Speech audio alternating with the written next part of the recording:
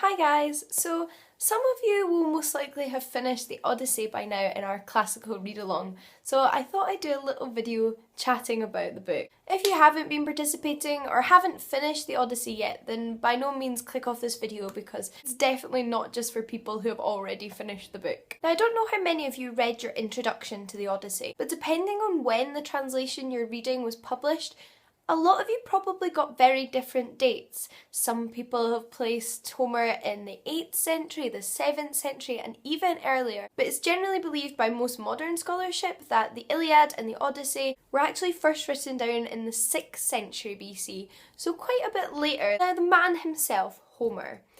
Homer is generally accredited to have written the Iliad and the Odyssey. The Iliad takes place during a small portion of the Trojan War and follows the hero Achilles in his emotional struggle when he believes his honour has been damaged by Agamemnon.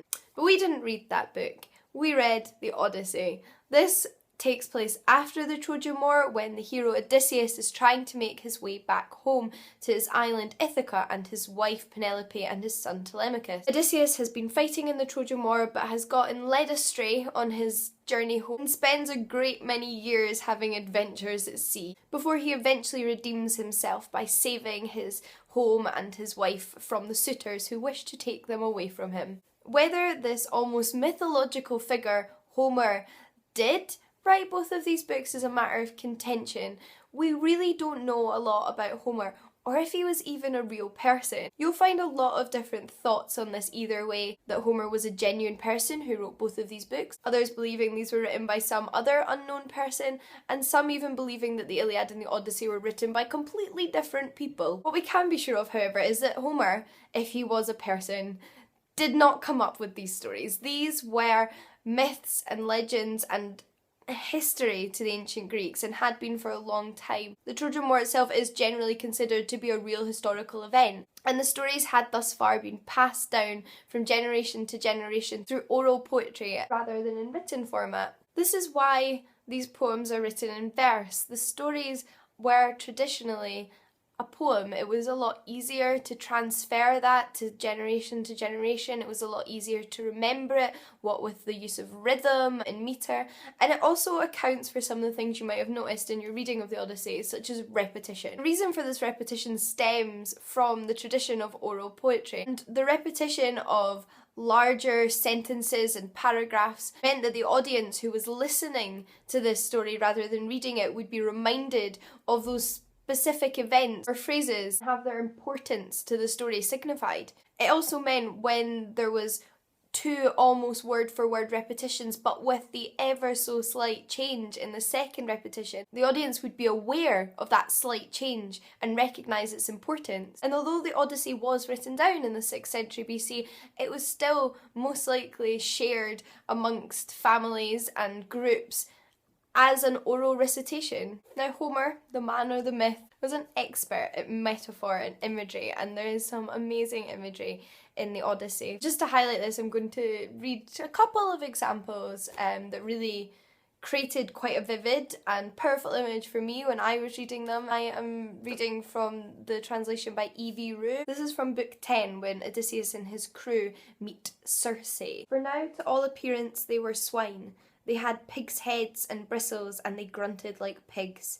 But their minds were as human as they had been before they changed.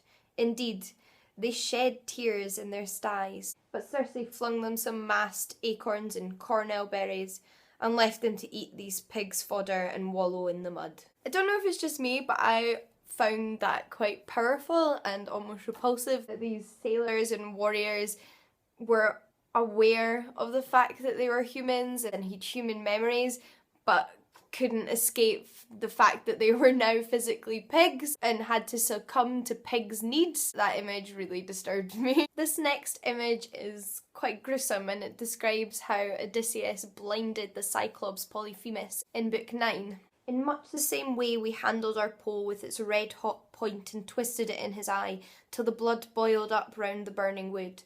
The fiery smoke from the blazing eyeballs singed his lids and brow all round, and the very roots of his eye crackled in the heat. I was reminded of the loud hiss that comes from the great axe or adze when a smith plunges into cold water to temper it and give strength to the iron.